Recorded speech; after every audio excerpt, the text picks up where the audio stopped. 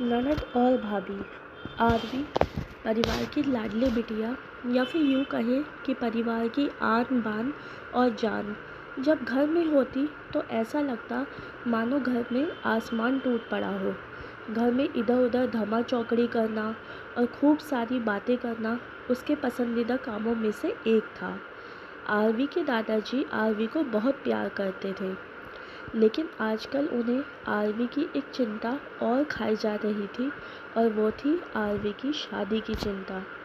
बस दादाजी अब हर परिवार में आरवी का ससुराल ढूंढते, लेकिन आरवी को शादी नाम से ही इतनी चिढ़ थी कि शादी का नाम सुनते ही वह गुस्सा होकर मुंह फुलाकर दूसरे कमरे में बैठ जाती थी।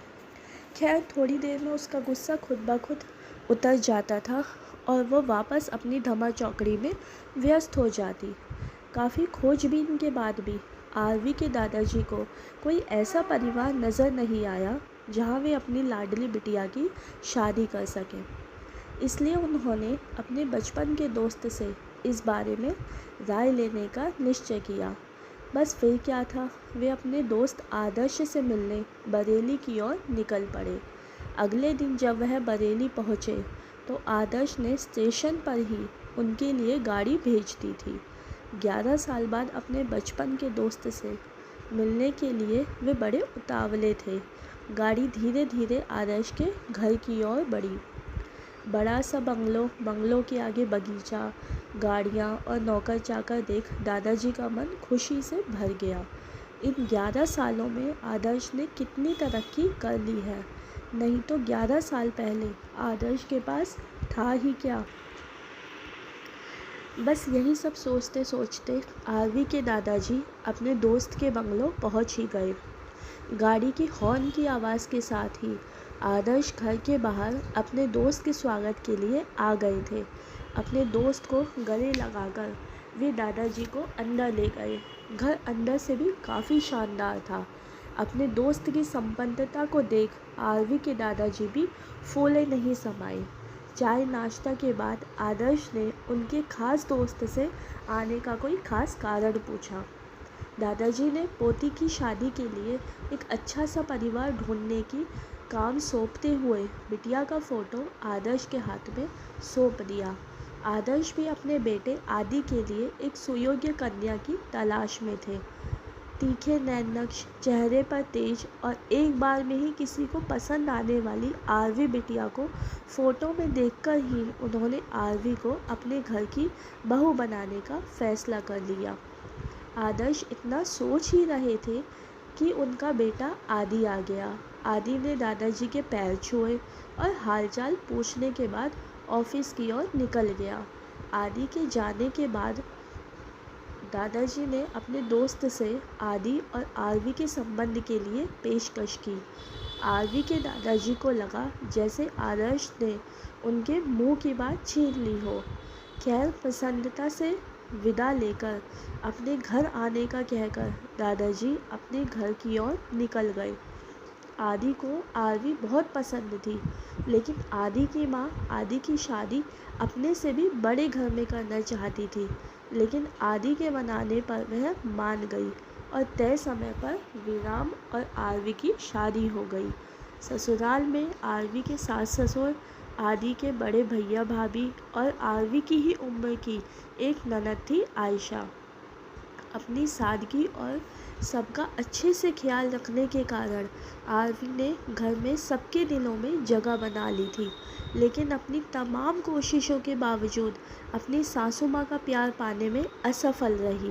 वह आरवी के हर काम में कुछ ना कुछ गलती निकाल ही देती थी। अपनी शादी की रात को ही आदि ने आरवी से साफ साफ कह दिया था कि घर के किसी भी मामले में मैं बिल्कुल भी नहीं बोलूँगा। ना तो मैं किसी बात पर माँ से बहस करूँगा और ना ही तुम्हारा साथ दूँगा। तुम्हें अपनी समझदारी से ही काम लेना होगा।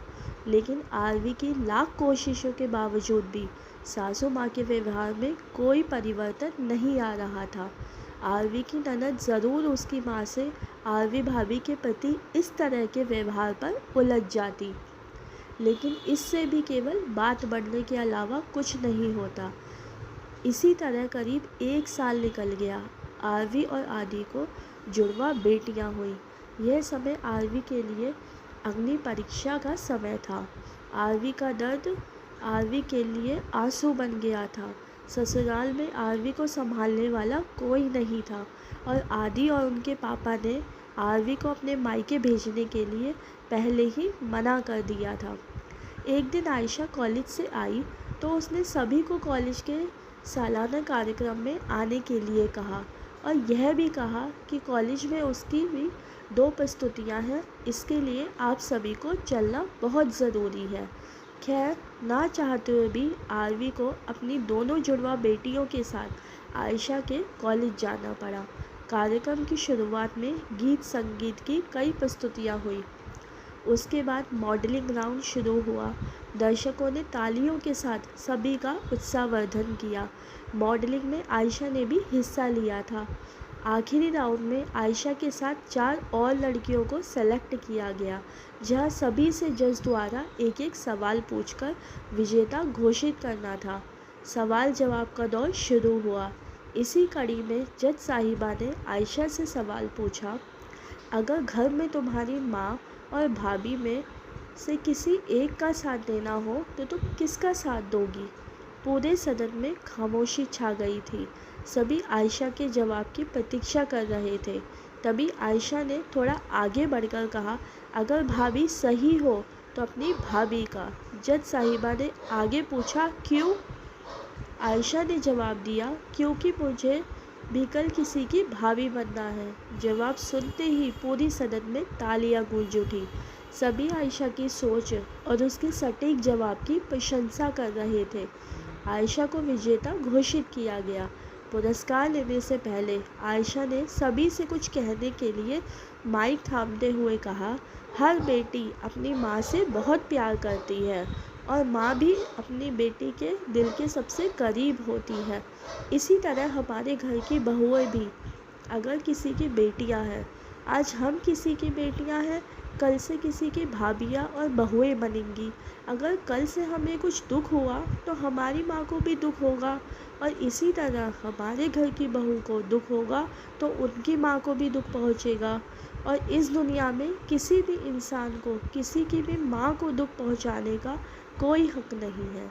इसलिए हर सास अपनी बहू को अपनी बेटी समझे तो आगे चलकर उनकी बेटी भी खुश रहेगी। आयशा के इतना कहते ही पूरा सदन एक बार फिर तालियों की गड़गड़ाहट से गूंज उठा। आपको स्टोरी पसंद आई हो तो थैंक यू। वीडियो को लाइक कीजिए और चैनल को सब्सक्राइब कीजिए। बाय।